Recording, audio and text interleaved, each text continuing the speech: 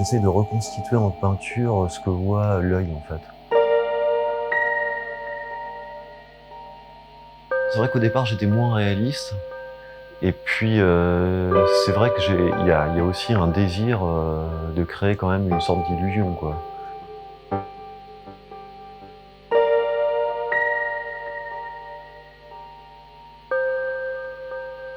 Eh bien, je m'appelle Adrien, je viens d'avoir 40 ans.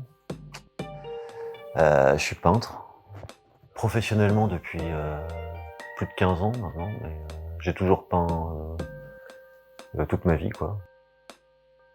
À la fois j'ai pris des cours, en même temps j'ai beaucoup été dans les musées pour regarder les toiles des autres peintres, enfin c'est comme ça que j'ai beaucoup appris. Disons qu'à l'époque il y avait pas beaucoup de... Enfin la peinture était assez déconsidérée, surtout la peinture figurative. Et donc les beaux-arts faisaient pas du tout de section peinture en fait. Du coup je me suis dit voilà c'est pas fait pour moi, et j'ai commencé par faire des études d'architecture. Et puis ensuite, comme ça me plaisait pas du tout, j'ai fait du graphisme. Enfin, j'ai fait plus les arts appliqués, en fait.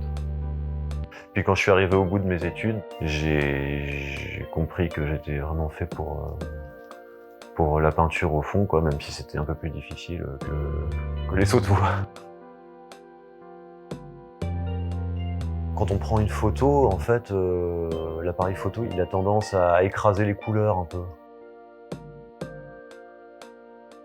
Et donc moi, j'essaye de reconstituer en peinture ce que voit l'œil.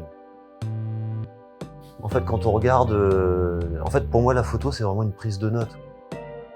Il y a l'autre solution aussi de dessiner sur un carnet de croquis et de faire des esquisses, mais la photo, c'est quand même tellement plus...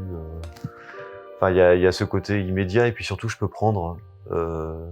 pour une scène, je peux prendre 15 photos différentes, et je vais pouvoir m'inspirer de ces 15 photos, par exemple. Je la recompose. Alors, il y a des scènes qui sont bien naturellement, que j'ai pas forcément besoin de recomposer.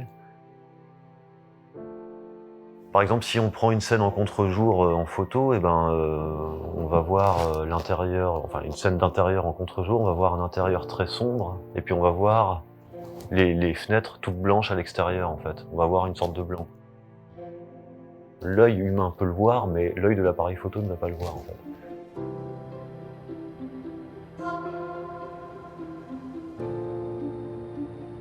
Et puis c'est vrai que il y a aussi un désir de créer quand même une sorte d'illusion quoi.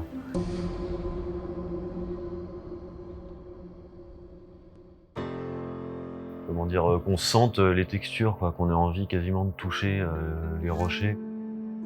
Les gens ils sont absorbés dans des tâches quotidiennes, souvent dans des positions statiques, parce que je trouve que ça se prête mieux à la contemplation aussi.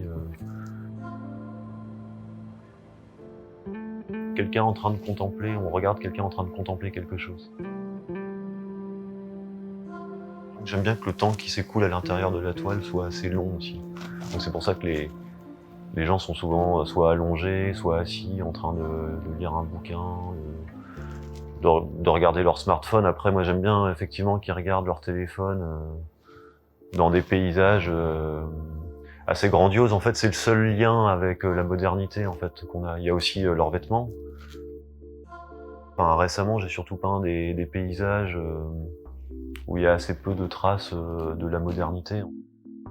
C'est plus une façon de regarder le monde. En fait, en vrai, je peins la plupart du temps mes amis, donc c'est eux qui font ça. J'aime bien que ce soit des gens qui prennent leur pause à eux. Donc je les vois en train de faire ça et ça me donne envie de les peindre dans cette situation-là. Mais je pense que ce qui est bien aujourd'hui, par rapport à d'autres époques, c'est qu'aujourd'hui, justement, on va dans toutes les directions et qu'il y a beaucoup plus de liberté par rapport à ça, en fait. Bah, je la place très haut, la peinture, forcément. C'est un espèce d'idéal, quoi. Elle peut tout faire, elle peut tout raconter, elle peut tout dire. On peut s'interdire rien du tout, je trouve.